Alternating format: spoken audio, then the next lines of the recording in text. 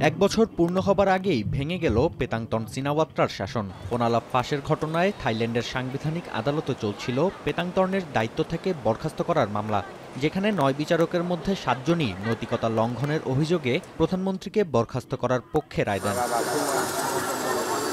গেল ২৮ মে Thailand Cambodia সীমান্তে সংঘর্ষে জড়ায় দুই দেশের সেনারা। এ সময় গোলাগুলিতে এক কম্বোডিয়ান সেনা নিহত হন। এরপরই দেশটির সিনেট প্রেসিডেন্ট হুন সেনের সঙ্গে কথা বলেন থাই প্রধানমন্ত্রী পেতাংতর্ন, যেখানে ফাঁস হওয়া ফোনালাপে পেতাংতর্ন নিজ দেশের সেনাবাহিনীর এক কমান্ডারকে সমালোচনার পাশাপাশি অবজ্ঞাসূচক মন্তব্য করেন। পাশাপাশি কম্বোডিয়ার নেতার ইচ্ছা জানতে চান। একে দেশের সার্বভৌমত্ব লঙ্ঘনের শামিল হিসেবে উল্লেখ করেছেন আদালত।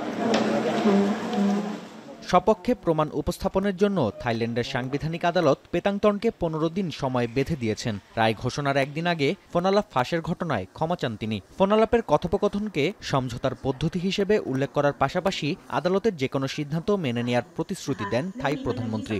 ধারণা করা হচ্ছে উপপ্রধানমন্ত্রী সুরিয়া জং রুংরুয়াংকিট ভারপ্রাপ্ত প্রধানমন্ত্রীর দায়িত্ব পালন করবেন। এর আগে ফোনালাপ ফাঁসের পর থেকে পেতাংতর্নের পদত্যাগের দাবিতে উত্তাল ছিল থাইল্যান্ডের রাজপথ। সপ্তাহখানেক আগে জোট সরকার থেকে বেরিয়ে যায় প্রধান শরিক দল। এছাড়াও পেতাংতর্নের বিরুদ্ধে চলছে দুর্নীতি দমন কমিশনের অনুসন্ধান। এমন পরিস্থিতিতে ক্ষমতাসীন দল বাধ্য হয়ে আগাম নির্বাচনের ডাক দিতে পারে বলে মনে করছেন বিশ্লেষকরা।